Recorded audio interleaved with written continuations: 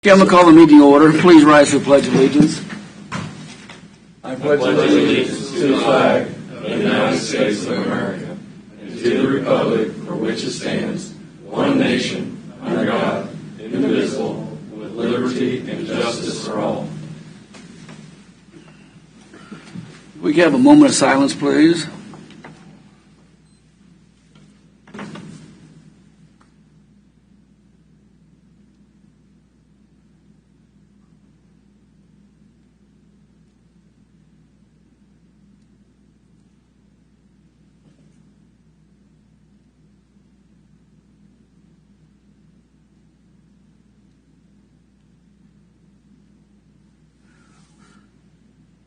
Okay, thank you. I want to welcome everybody that's here.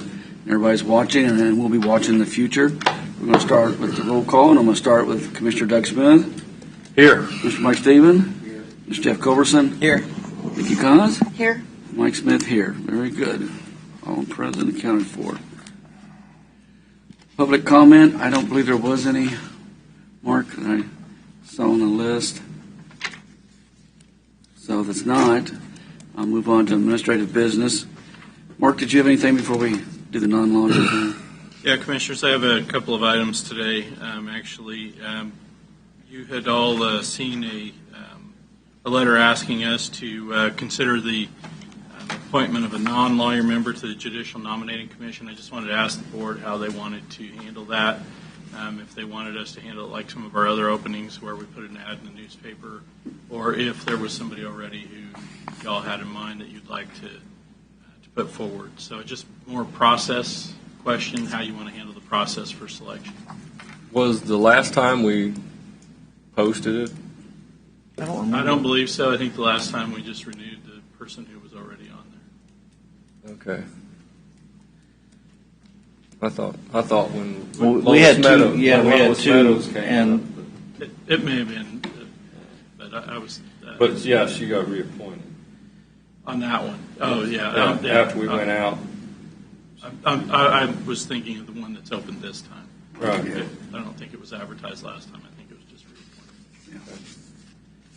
Yeah. So, commissioners? I have no problem with reappointing, but Okay. we can. It's It doesn't matter to me. He's from your area, correct? I know there's somebody else that's interested, Greg Beck.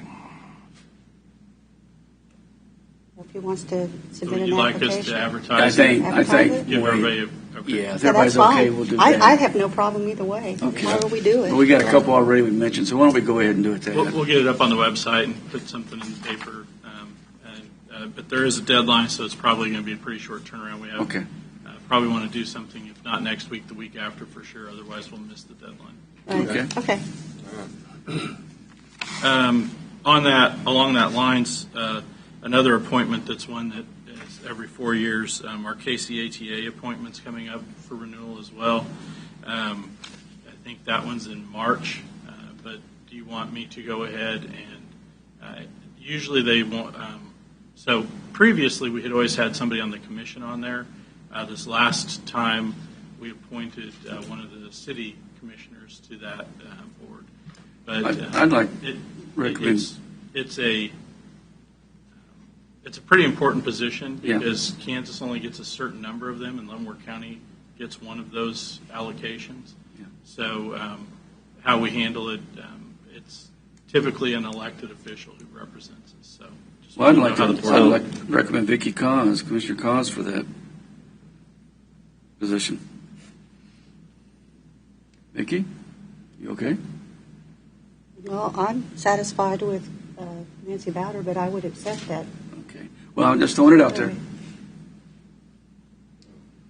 Yeah, I appointed Nancy Bowder. She's been pretty involved with Yes. that. Okay. Yes.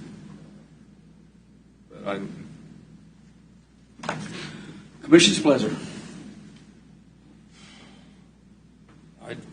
I just say this: I was kind of interested in serving on that position, being the railroad background and transportation issues. But I don't want to take it away from Vicki if she wants to serve. When's that up in February? I think that one is March. but we would be doing the appointment in February anyways. I'll check it. I don't remember the exact date.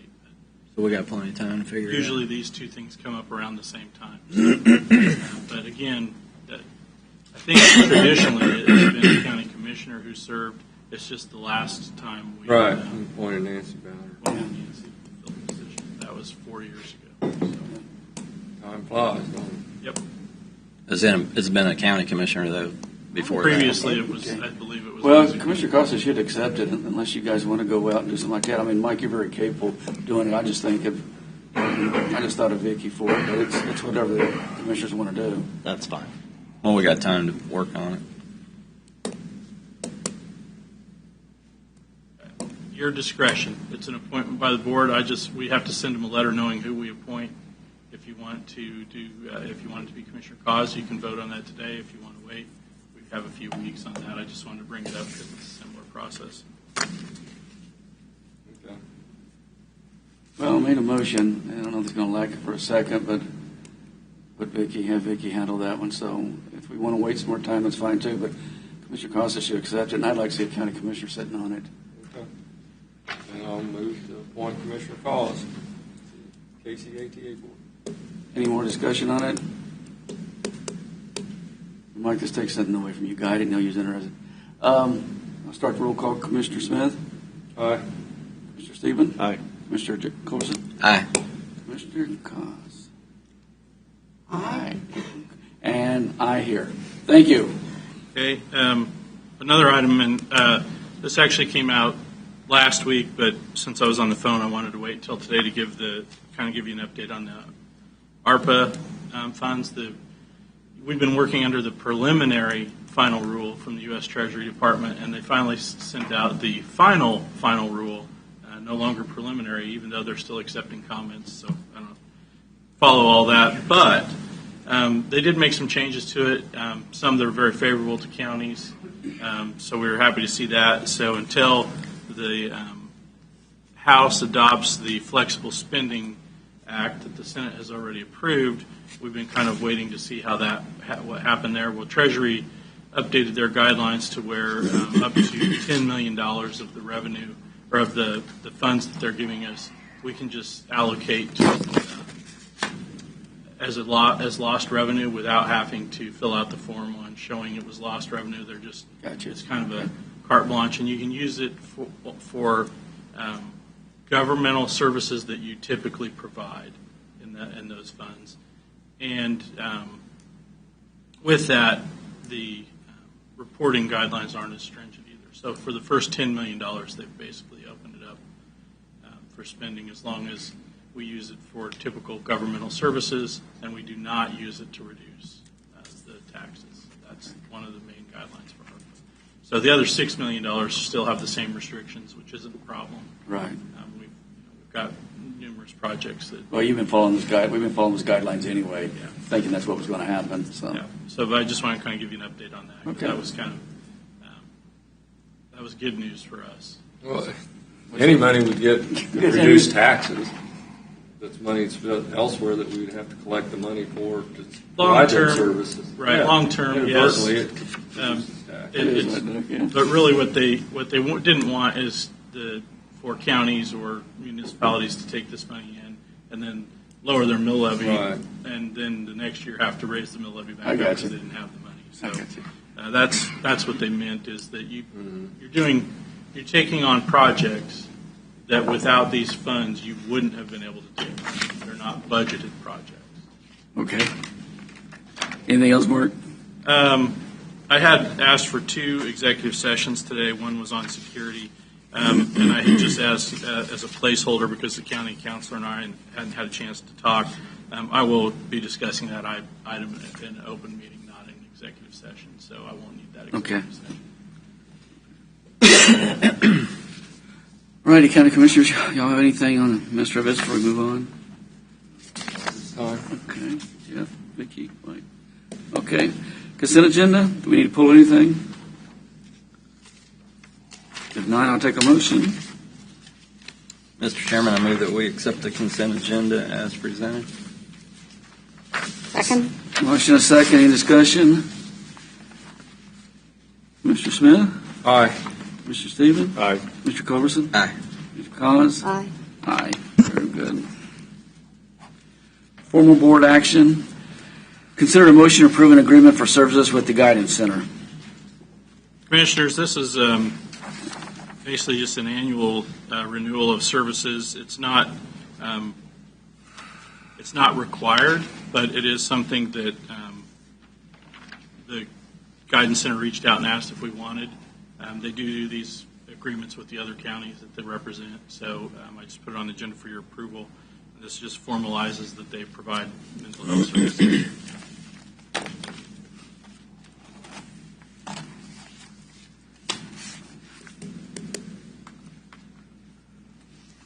Okay. So there's not any changes to anything, the way we're operating Doesn't look like it. proposed. I mean, really, when we approved their budget, we kind of acknowledged that this is the kind of services that they're going to, or we approve our contribution to their budget. We acknowledge these are the kind of services that we're going to get in exchange. So this is just formalizing it. Again, it's not required, but I do put it on the agenda for the board to consider. So are you looking for a motion? Yeah. Mr. Chairman, I move that we approve the agreement for services with the Guidance Center with Leavenworth County. Seconded. Motion is second. In discussion? Mr. Smith? Aye. Mr. Stevens? Aye. Mr. Culberson? Aye. Collins? Aye. And aye. Very good, thank you. All right, consider a motion to accept low bid from Linoweaver Construction for the 158th Street Improvement Project in the amount of $3,125,000. Good morning, Bill. Good morning, Commissioners. For your consideration today, we have the bids for the 158th Street project that is part of the Kansas Cost Share program. We did receive 7 bids. It was a very competitive process from a bidding standpoint. We did have an engineer's estimate based upon third quarter KDOT numbers that was approximately $94,000 lower than the lowest bid, which is an unusual situation. I think as a result of inflation, you can look at these bids and you can see within the bid tabs that the culverts were one of the main items that had changed prices significantly over the past 3.5-4 months.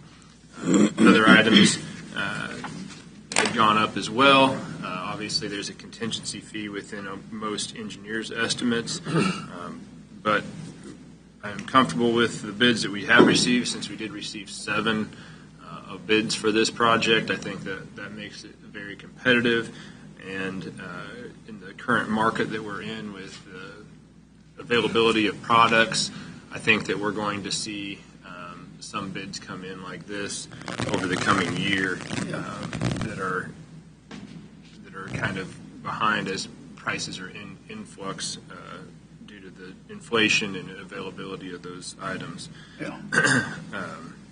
We did put in a 4% contingency with this proposal, just based upon the fact that these plans are from a field topo from 2003. We did update the plans in portions that we had identifiable changes within the layout of the project, but it was not a complete overhaul of those plan sets in order to get to this point.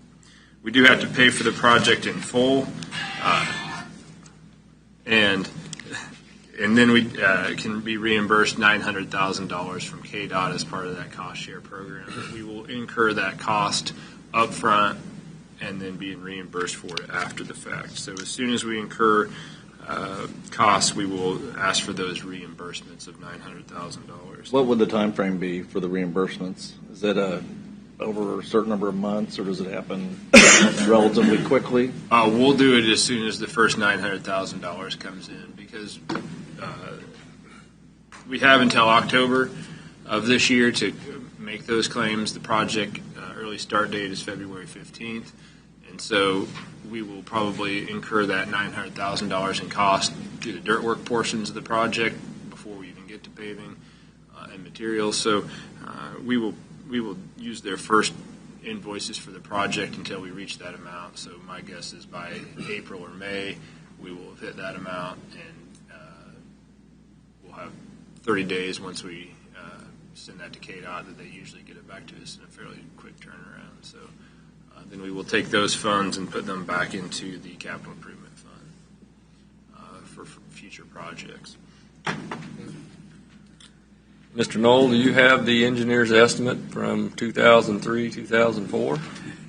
I had one from 2007. I do not have it here in front of me, so I don't want to. It was $1 million something. It was considerably less money. Exactly. So kicking the can down the road is going to cost the taxpayers a couple $1 million more money.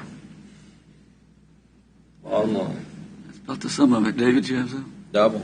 Mr. Chairman, just for the record, Mr. Knoll made reference to the fact that the engineer's estimate was provided by KDOT in third quarter of last year. It was based on third quarter of KDOT numbers last year. It was provided by our engineer. Those numbers are outdated. Inflation has been significant. If you applied a simple 5% inflation factor to that engineer's estimate, you're well below the engineer's estimate as effective as this date. Yeah. And I think it's only realistic that you take that into account. Yeah. Well, I don't think there's any doubt that we need to approve this. Yeah. And if you're ready for a motion, I will make that motion, Mr. Chairman. I am ready for a motion. I move that we accept the low bid from Line and Weaver for construction for the 158th Street Improvement Project for $3,125,000. Second. Motion and second. Any discussion on it?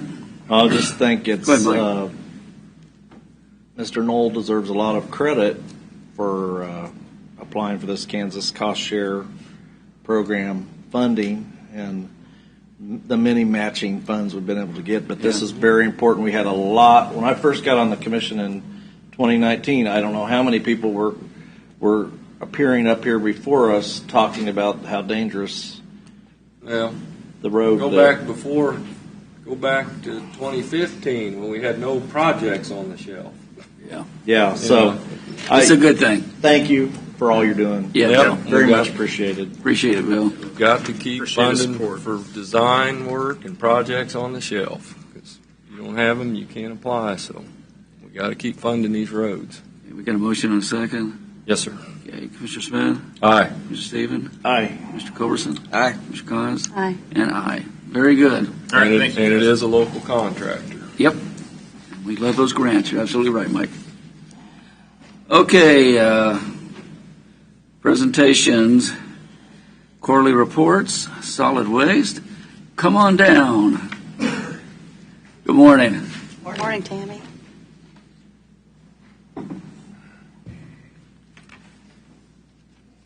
So for my first quarterly this year, I just did my year-end totals for 2021. Our customer count increased from 2020, which was 34, to 2021, which was 37, and our tonnage increased from 27 to 35.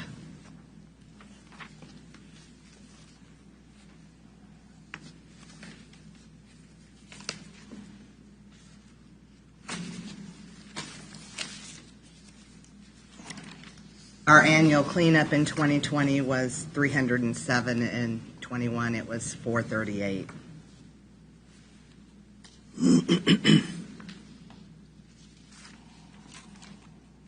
And that's probably because Jeff mentions it anytime he sees the need to. Yeah. Even people in the cities. He promotes it. Yeah. That's a good thing. Okay.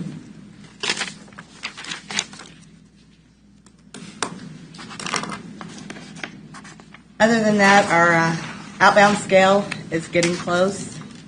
The county shop came out and cut the roads in, so we're just waiting for the furniture to be completed and installed, and the computer equipment to get there, and the outside decking and awning. Good.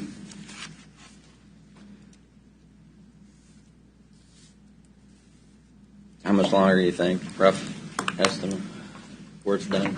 What's that? How much longer do you think before it's done? Just a rough idea. Probably less than 3 weeks. Oh, wow. You could get up and running as soon as we get furniture in there and the scale hooked up. The awning is extra to coverage. As soon as we start getting things so so that it's customer effective. The roads cut in. Once we get, it'll be usable within 3 to 4 weeks. Wow. That's good. Have the deck. Yeah, the deck, but the awning is like you put it in after once you have people working like on a Monday. But your roads in, everything's in, it's painted on the inside, like finishings are done. You're finalizing right now and punching it out in the next couple weeks, and then opening it for circle traffic, and then we worked with Janet on her monies for pushing it towards asphalt next year. Sorry. Cool. So we can start working that circle drive all the way around. I know your people are excited about getting that done. I think that'll save them some. Almost there. Yeah, that's great. That's We great. can see the light. That's what I was going to. Yeah. Any other questions? I was just reading Go the ahead. Solid Waste Committee. You're going to raise your tarp fee if you don't have a tarp? It was brought up at the last meeting, Uh-huh. but nothing has been Oh, decided. okay. Okay. There was a few people missing from this last meeting, so we meet again in August, so it'll probably be Okay. touched on then. Is there that big a problem? Stuff blowing out? Is it really? I haven't noticed. I mean, Yeah, 7 Highway right now is horrible. okay. South of town. South of town, it's horrible. North of town, it's pretty good. Well, yeah, you can't drive very fast north of town. It'll blow out. So we've noticed Okay. a lot of customers Picked will up on pull that. Yeah, into Dan. Flatland and tarp just to avoid that fee. Well, if you're going to do it there, why not just do it before you leave your house? Okay. Jeff, any other comments you want to make? That's a good one. I thought you were going to say, Jeff, was that you? He would never do that. He has an enclosed trailer. Commissioner, I did want to point out something in here that Tammy kind of glossed over. Last year, Tammy attended and completed her Certified Public Manager's class. And that's a year-long process. It's a week a month, basically. So Great. pretty big commitment. Congratulations, young lady. Thank you. I think I acknowledged that. Yeah. Is it few weeks ago, but- Joel Levitt guy still doing it? The instructor? No, it was Tarek. They have all new Okay. people running the program now. Well, I did it back in 2012 or 13. It was kind of difficult. It wasn't an easy thing to go through. No, it's not. Okay, all right. You are correct. Congratulations. Yeah, I feel your pain. You know, There were when the county- times. when the county's paying for it, you got to pass. So, Yeah. no pressure, huh? It's done. No, I did it. I'm glad to see you do that. Any more questions or comments? No, I was just out there yesterday. The place looks great. Yeah. So. Wait for them. Thank you. Thanks, They had a Daniel. lot of improvements over Yeah, the they years. have. Yeah, it has. I know. I used to patrol that area. Thank you, Tammy. Thank you, Tammy. All right, Public Works. Bill, your turn again, young man. Try to keep this brief and to the point. Oh, Try to cover a lot of areas. Try not to let you do that. All right, well, then I'll do my best to elaborate. I've never known Bill to keep it Well, short, so come on, Doug. before he gets started, I did have a question on the Sherman Township lease, because our 10 years is up this year. Yeah, it's up in February of this year, but it with no action, it automatically renews for another 10 years. And I spoke to Mr. Van Parish yesterday about that one, actually, and I think we're just going to continue on for the full length of the 20 Right. years. Yeah, I mean, it's perfect location, and everything's working well, but I can remember I was involved with that, and I thought, 10 years, I'm not going to worry about it. Yeah. I was wrong. Yeah, you're still here, yeah. There it is. It rolled around. It rolled around. Made our last lease payment, which is not a huge amount, but we Okay. But I mean, the fire department, everybody's township's okay with it. Yep. Okay. I don't know that they are aware until today when you brought it up. We didn't notify them that it was expiring. We were going to let it change. Well, Well, they're good to go still. So. We're still good to go, yeah. I don't think we've had any issues out of this. Okay. okay. All right. So, we'll start the quarterly report with the Road and Bridge Department. The guys have been doing a great job out there. They can't get enough credit for the work that they do, addressing public comments and concerns and just maintaining our roadways. We've had a couple snow events this last quarter. Both happened pretty much on the weekends, and the guys have done a great job about coming in and taking care of these events that we've had. They're not huge events. We didn't have blowing and drifting snow, but they are icy events, and they were occurring over the weekends and near New Year's. So I'd like to thank them for their efforts there and the work that they've done. We have replaced quite a few culverts here lately, and we did a lot of ditch work. We had a long period of dry weather that provided us the opportunity in the fall, early winter, that isn't always there, to pull a lot of ditches and reestablish a lot of ditches. Had some calls of concern regarding that because it does put a lot of dirt material onto the roadway when we do that. We hauled quite a bit of that material off, and we've rocked those roads again for the most part. Some of them we've had to rock a couple times. But it's important to maintain that crown, and the drainage keeps the potholes out of the roads and keeps them in good working order. So the work that they did there is going to pay off in the spring and summer of next year and through the coming years. And so I'd like to thank them for being proactive in addressing a lot of those sites here this early winter and over the last quarter.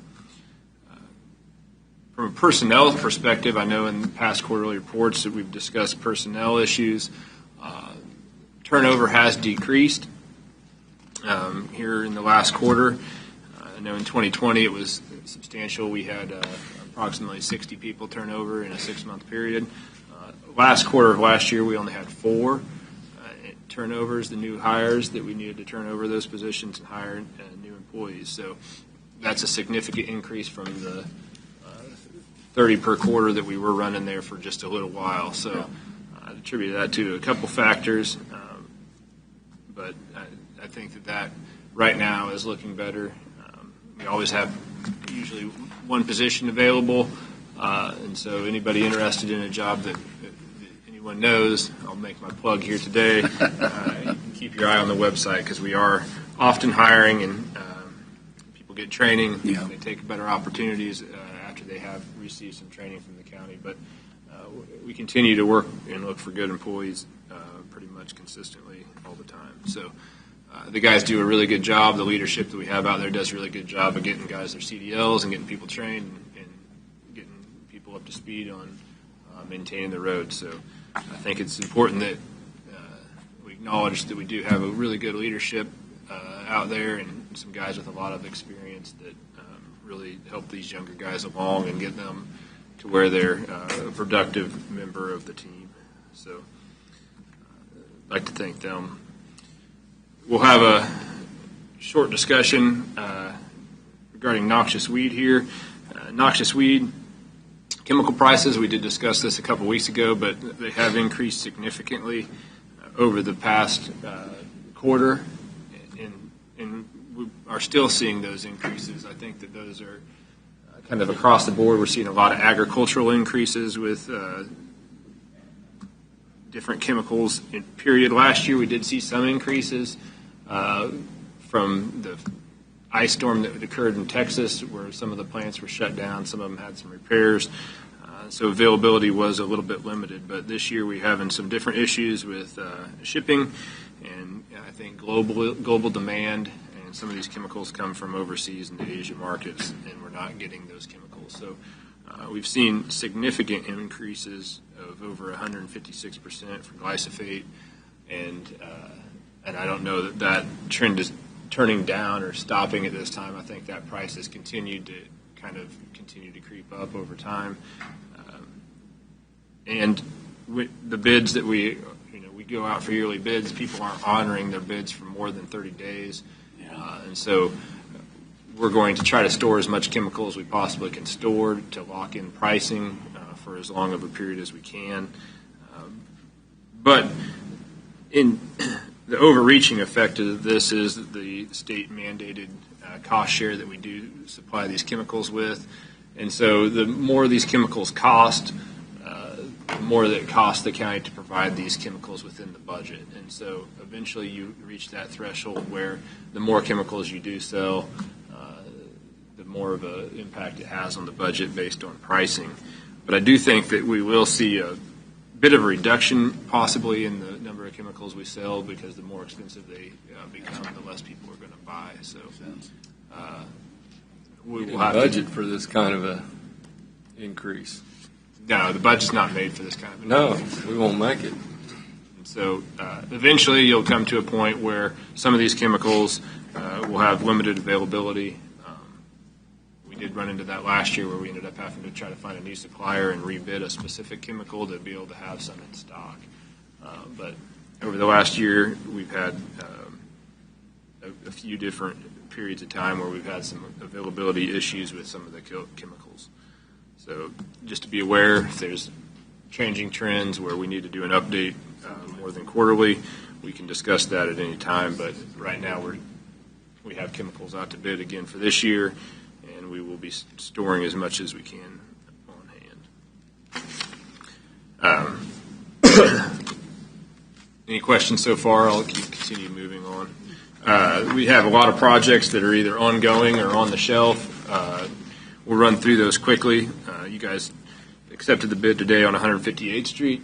That project has an early start date of approximately 30 days from now.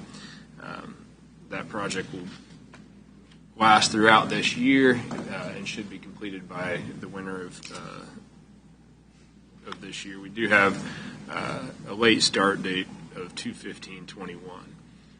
So we're looking forward to getting that project underway and moving forward. K45 bridge replacement was a two-part structure replacement project that we did receive the grant funding from the Watershed Institute for $150,000 for the bridge at K45, and then the upstream culvert that was a 114-inch culvert, we have replaced that. The county crews did that themselves, and we did receive an additional $10,000 towards that of reimbursable expenses. We can't get that $10,000 until the bridge is replaced.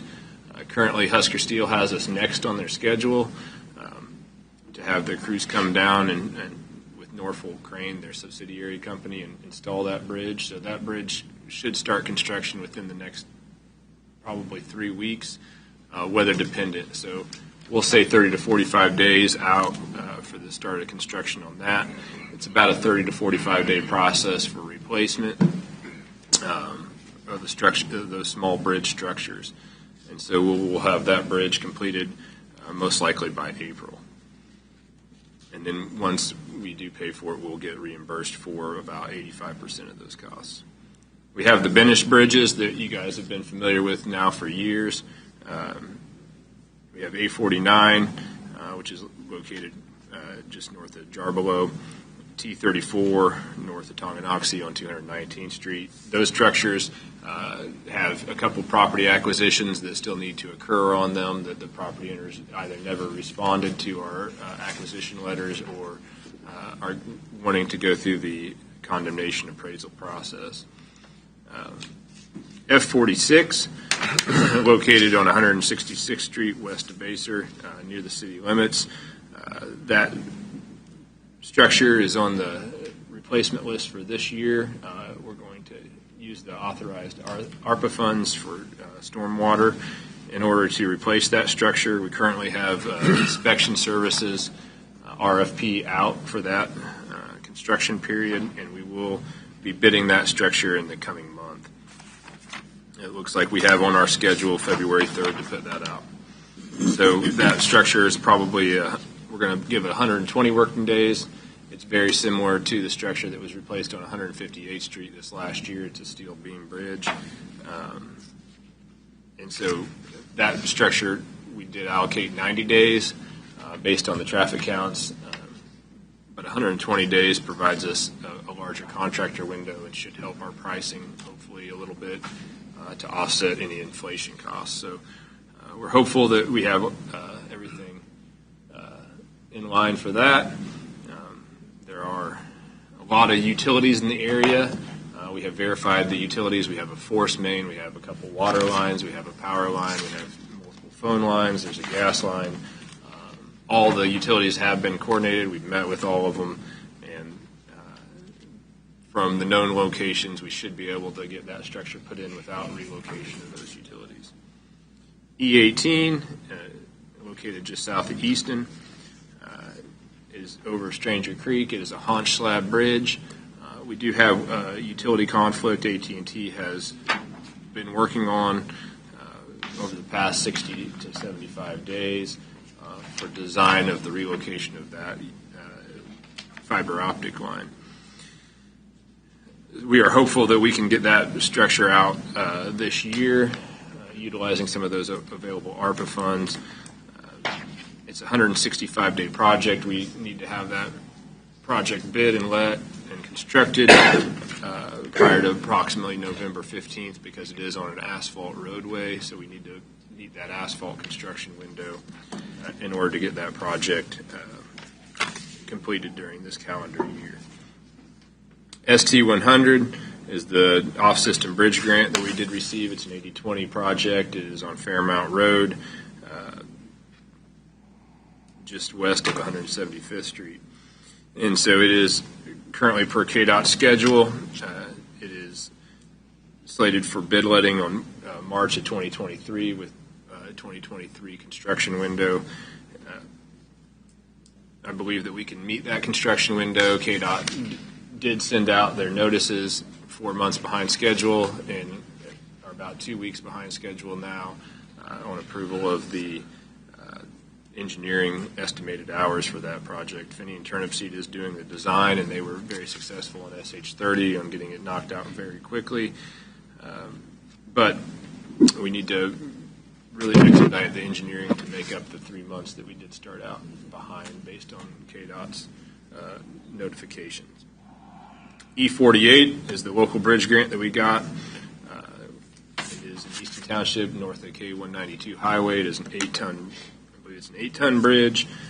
We did meet on site to discuss the bridge with Husker Steel, but we are going to bid that structure as soon as KDOT gives us the notification.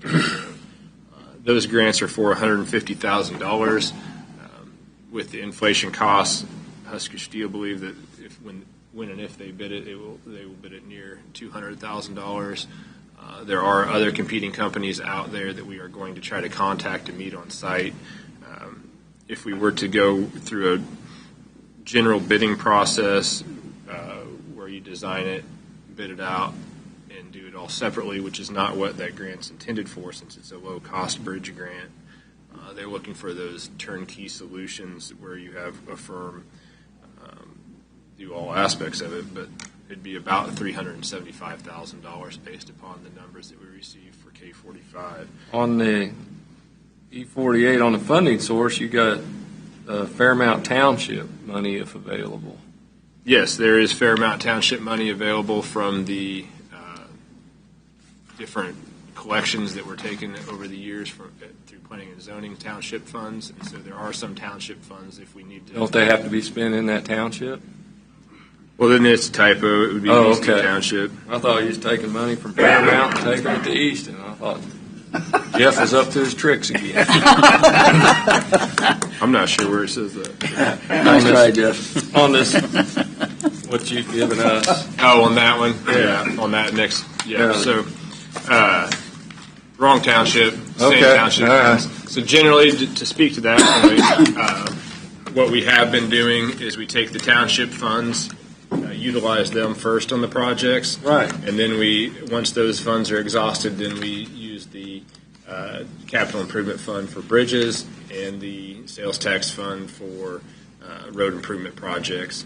And so I haven't gone through all the funding availabilities, but for each structure, that's the process that we do use for the payments on those. So whatever township it is in for all the bridges, the funds do come from them, that township first, and then secondly from the capital improvement fund. And then for the ARPA funds, for stormwater, we will use the ARPA funds entirely. We do have the regional transportation capital improvement study that's ongoing. We do have a breakdown of costs here. on how much money has been allocated from each city and from KDOT and the county. We did meet the 13th, and we are moving forward on Friday with an interview process of Kimberly Horn. And then from that interview process, it will be determined whether a vote is taken or other firms are going to be interviewed. And so that process is ongoing. It is once we have that established, we will have to engage in the contract with the firm selected, and then enter into an MOU with KDOT and all of the cities to solidify the allocations that the cities have set aside for funding that project. What's the anticipated, once this is all let, getting it completed? About 18 months. 18 months.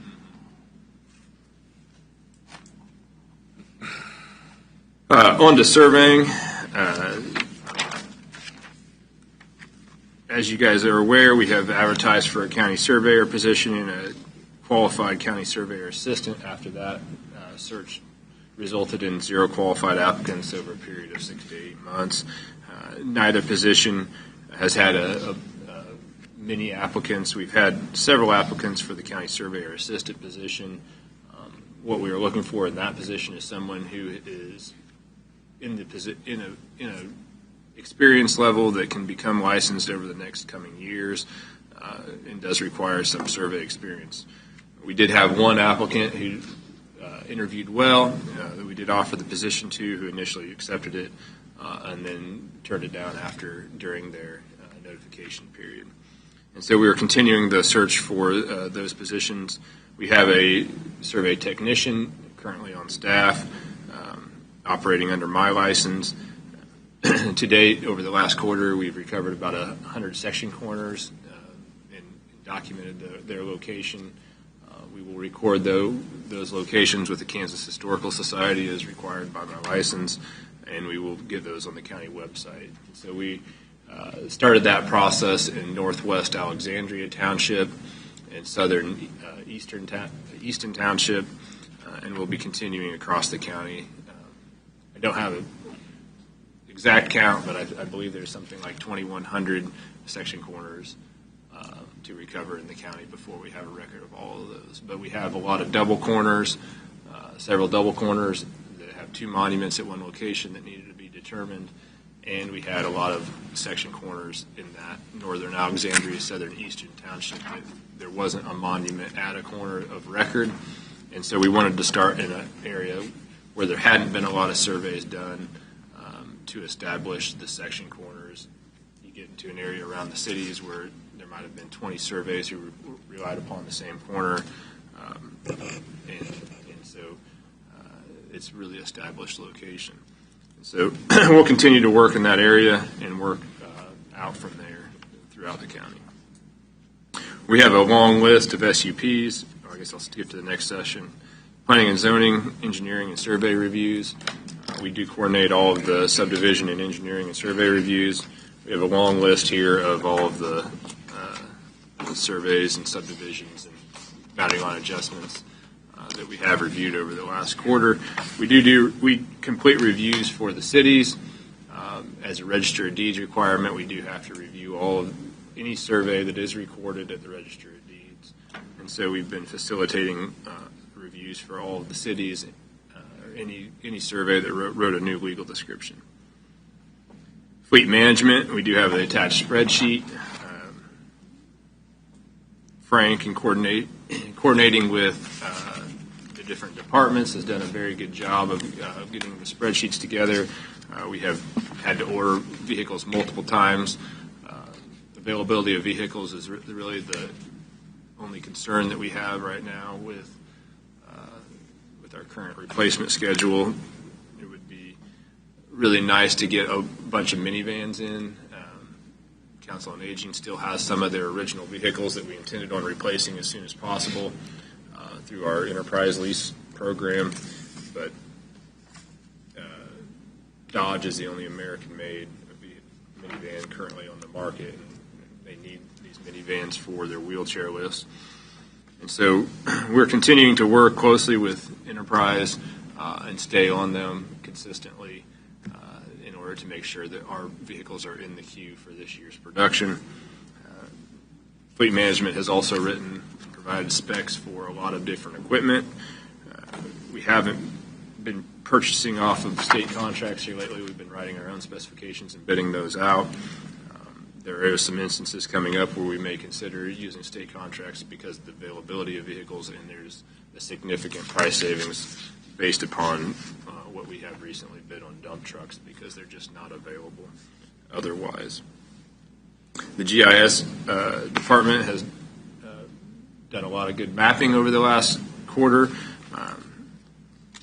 Not to get too far into the weeds and to move this along, I would really like to thank them for their efforts on the census data that came out. That was a lot of work. There was two big projects that I'd like to note them on: the census data and the redistricting and the mapping, taking that data down and compressing it into townships and identifying all of that was getting it out of an access formula and into Excel and then into ArcMap is a very lengthy process that we need to be very accurate in, and I think they did a very good job of handling that. The other thing that was out there that was less noted by the public was that there was a program written by DASC that allowed the county to run a program within their NG 911 system in order to identify any issues with addressing. We did, some of these issues were very small, but it did identify over 10,000 issues that needed to just have some small errors addressed in them, nothing that was requiring re-addressing of properties, but it took quite a bit of work in order for them to get through each one of those and clear each one of those issues and look at each one of them. We'll skip to the year-end budget. Road and Bridge finished with 2% remaining. I think that is indicative of good budget management. We will always end the year with budget remaining based upon, hopefully always in the year with some budget remaining. But this year may not be the one. This year may not be the one. We have a lot of things going on, and we have cost increase. But this last fall, if we'd had a lot of snow or ice storms over the early winter, we could have ran into some issues. But local service had 1% remaining, and Road and Bridge had 2% remaining. So we are utilizing the funds that you guys set aside for the department and trying to make the most out of those funds that we do have available.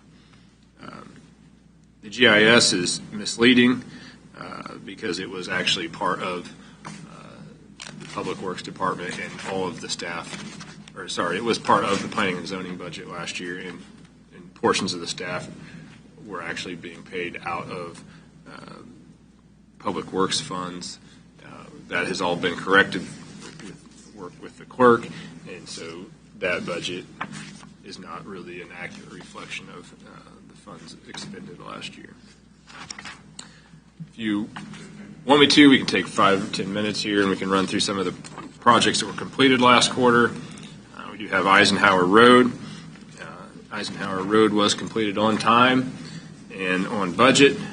There were a multitude of some plan errors on there, but as you can look through the total project construction cost, the county's portion of that was $6,253,817.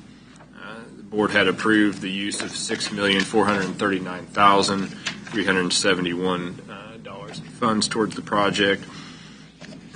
We had a surplus of funds of about $185,554.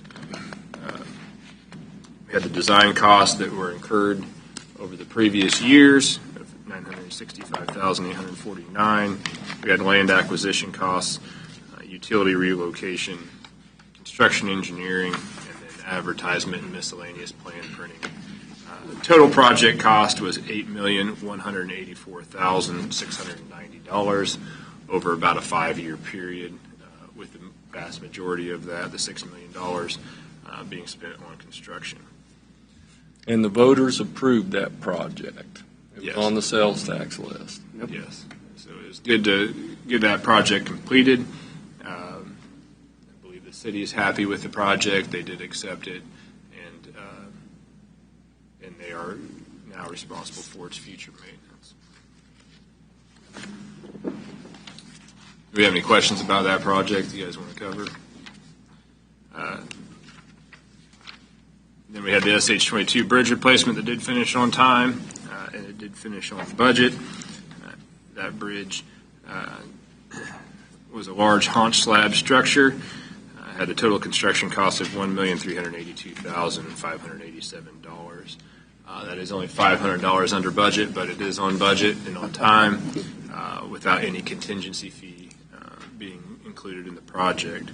Finney and Turnipseed did design the project for $72,000, which is a very good cost. If we remember, the cost estimates we had come back range from $72,000 to $300,000. We were able to acquire the land in a timely manner without any condemnation processes or negotiations, really, which expedited the construction of the project. The project was completed in an 18-month period from design to the conclusion of construction, with all permitting and acquisition occurring within those 18 months, which is a real telling sign when you've had some bridges with other contractors under design for 4+ years. We had the construction engineering completed by Finney and Turnipseed with a total cost with design and inspection of $1,542,312. With inspection and design, we had $20,000 remaining in the budget. SH-30, which was designed by Banished, it was the first of the 5 Banished Bridges that we're going to construct. Don Linger Construction, who I had not ever worked with in the past, did a very good job on this structure. The initial contract, or the total construction cost, was $603,966. That is $8,303 underneath the initial contracted cost. So it did come in just under cost at $8,300. Banished did design this structure as a package structure. We did try to break those costs out, and they did include a supplemental. So the total design cost of this steel structure was $80,846 as a part of a 1/5 package. Land acquisition occurred. That's $25,000, $15,000 of which was a gate that was hooked up to internet. It had to be replaced and bid out. And then the construction engineering costs were associated with it. The total construction cost was $749,640, which is about $20,000 on the project. With that, we have a lot of spreadsheets that I will not go into details on here today unless you have specific questions.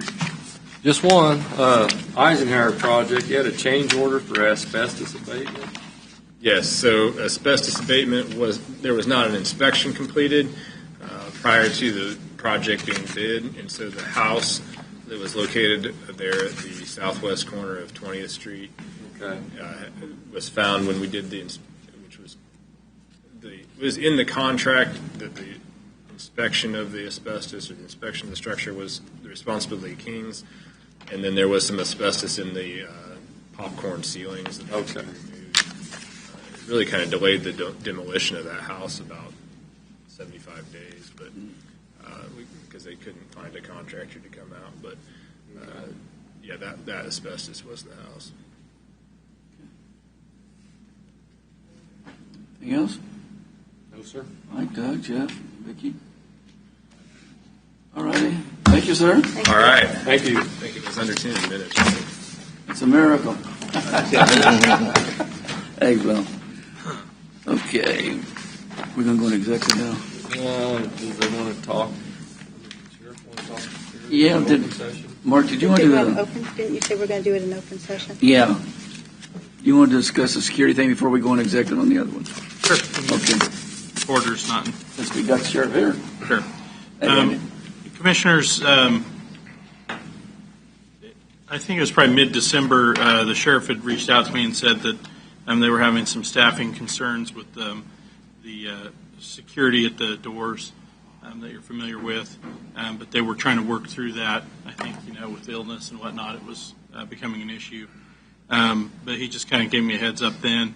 Then in early January, he reached out again and said he thought that it might be time for us to look at some alternative options because, again, of staffing levels that they were having in the sheriff's department. So Aaron and I talked, and I had Aaron look at some options for private security firms versus staff, permanent staff. Aaron put that information together, and then actually later that week that I think the sheriff and I met, he contacted me and said they weren't going to have adequate staff to cover the security doors again due to some ongoing staffing issues. So we have information that Aaron has put together, and we did not get it in time because we were scrambling to get this done to put it as an official agenda item, and I would like to do that, but I wanted to kind of just take the time today to discuss a little bit about where we're at with it. What I had tasked Aaron with was staffing both the courthouse and the Justice Center, because that was my understanding when I met with the sheriff, but he's since then informed me that the Justice Center will be covered, but we just need to be concerned about the courthouse, so we will get our numbers updated as opposed to that. What we were looking at originally was about 160 hours of staff time. Obviously, that'll go down without the Justice Center included. 160 hours a week, so 4 staff members basically. 4 security members that would be contracted with. But with that, I would like to bring a formal proposal next week on the agenda with a contract for engaging private security to staff our doors here in the courthouse for at least 6 months. That's what all of these firms have told us is the minimum, because they have to hire people and train them and bring them on. So that's what we're looking at. I just wanted to let the board know where we were and make sure that that direction is okay before we bring those contracts back next week. Sheriff, do you have anything you want to say on it?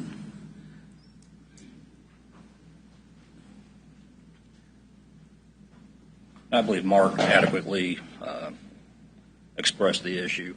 I would like to avoid a 6-month window, but I understand that for the companies, that's how it would operate, and that actually gives me a little more breathing room to regroup. Okay. Mark, let me ask you this: when we go out and we look for firms to do this, these are firms that handle security in places like municipalities or county things. I mean, I guess I know I'm probably digging it too deep right now, but the kind of person or kind of company we're going to have at the running the greeting the people and coming in for security. Because I know when I first came on, I asked you about that, and of course I've talked to the sheriff about it when we drove around that one time about he needed people out in the thing. But these are companies that handle this kind of stuff. Yeah, obviously we wanted somebody who was licensed as a security company.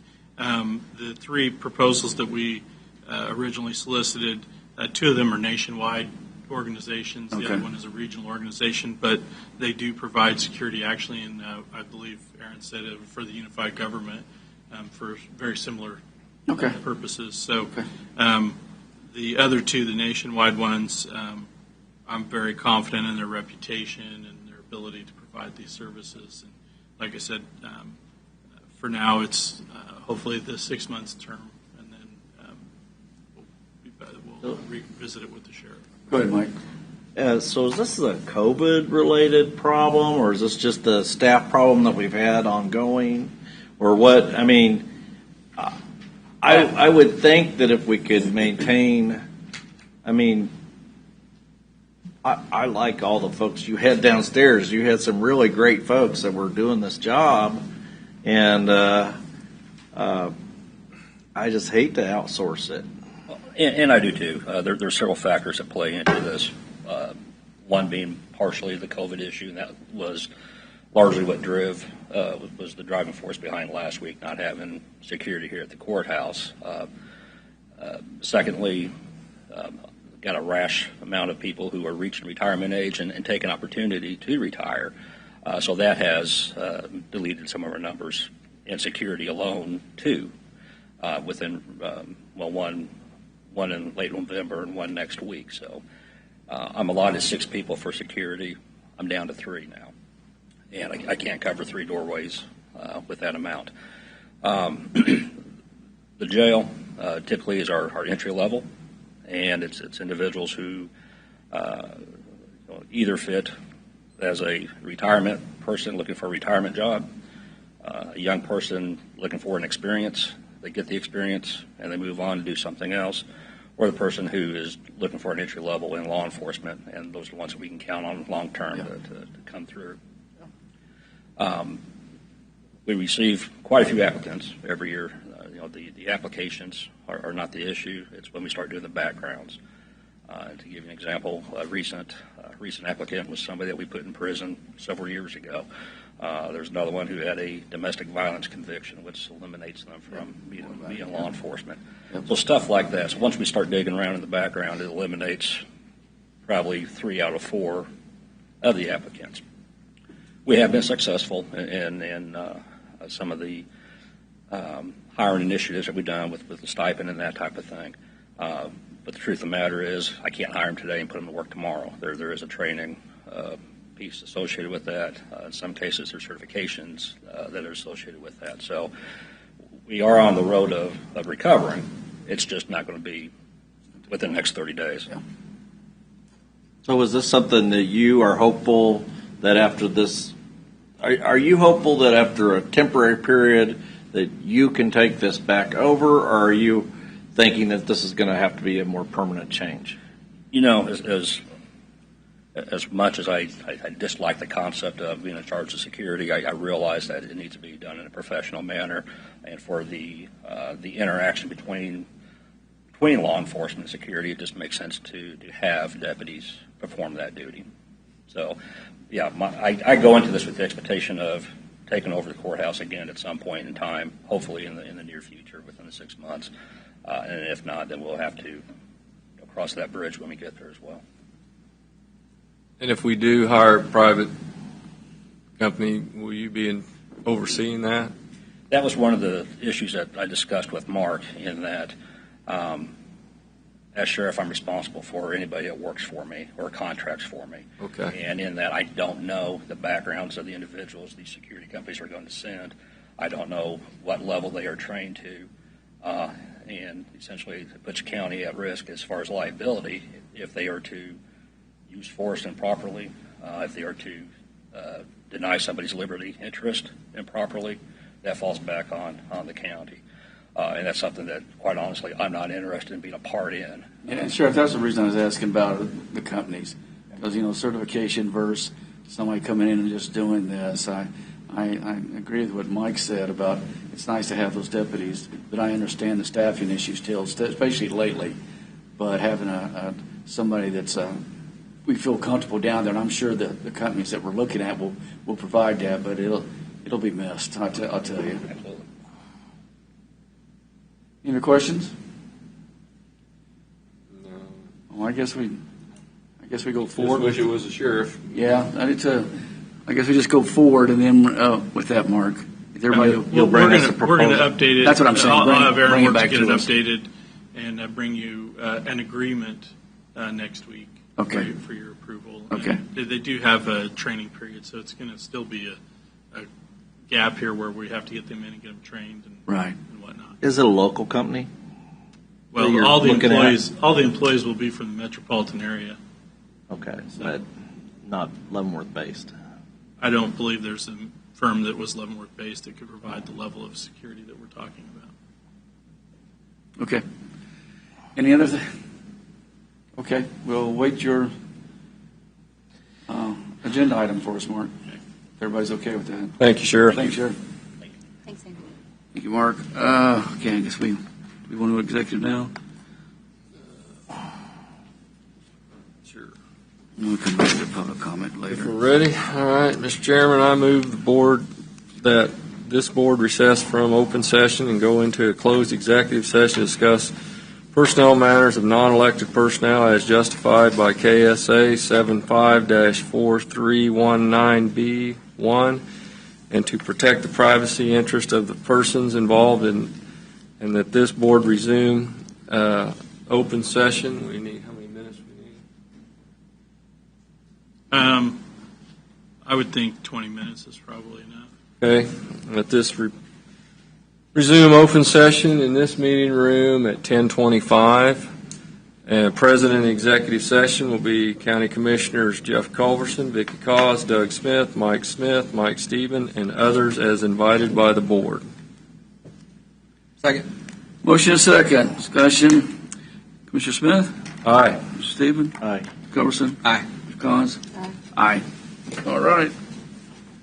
The board returned to regular session at 10:25. No action was taken. No decisions were made. The subject was limited to non-elected personnel. Alrighty. Okay, we're down to additional public comment. Mark, do you have anything else before we go? Doug, start with you. Well, yesterday, Commissioner Culverson, Commissioner Mike Smith, and myself attended the Kiwanis Club meeting where Senator Jerry Moran spoke. So we did not sit together or discuss anything. We were just showed up at the same meeting. So, and Commissioner Cause and myself met with someone last week about wanting a fence viewing, and they are going to reach out to County Councilor about a fence viewing. Had Basehor City Council last week, and I believe that was it. Thank you. Mike? I attended the Recruitment and Retention Committee meeting with Tim Smith, Fire Chief for Tonganoxie Township. They're working on formulation of legislation that will help incentivize keeping volunteer fire departments, keeping people, retaining. And I visited with Ben Owens, Alexandria Fire Chief, at that meeting. So I was able to make contact with him.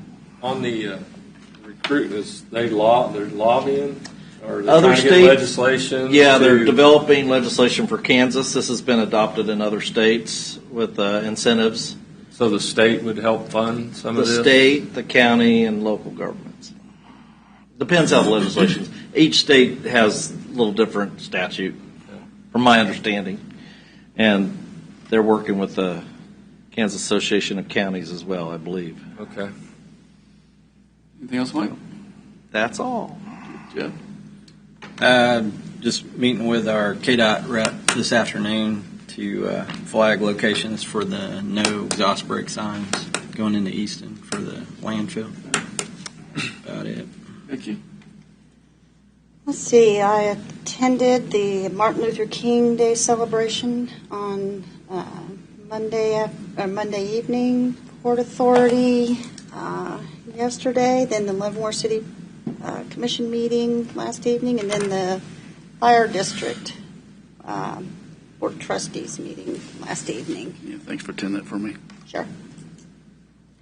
Anything else? I just have one thing. Mark, our new economic / whatever name you want to call Tom is started. Everything going well, and Yeah, obviously, I was out last week, so it was a little challenge for him to report to work and me being gone for the week. yeah, I told him I'd take it personal when you took. Yeah, it that wasn't intentional on my part, just so y'all know. If it could have been avoided, I would have definitely preferred to do that. But yeah, it's going well. He already knew some of the tasks, and we did talk last week a few times. So working with him on a couple of projects that I think are key for the county to get moving. And then also, as soon as we get through this initial couple of weeks and he gets his feet underneath him, I'll schedule a work session with the Board of County Commissioners so y'all can kind of give him your ideas on what you think need to be his priority. Okay, that's all. One more thing I forgot to add. I got a phone call from Senator Tyson, and they were able to add the tornado relief bill to the fires relief out in western Kansas. So that is attached to the bill, and it looks like the closest opportunity to get that through in 3 years. Good. So that is. There's some. Yeah. Wow. It's hard to get things through. We may get our FEMA money before that bill gets passed. Still some progress. Did we have any public comment at the end of the meeting? No, nobody else. Making sure. Yeah. Okay, if nobody else, nothing else for the group, I'll take a motion to adjourn. I'll move that we adjourn, Chairman. Second it. Mr. Smith? Aye. Aye.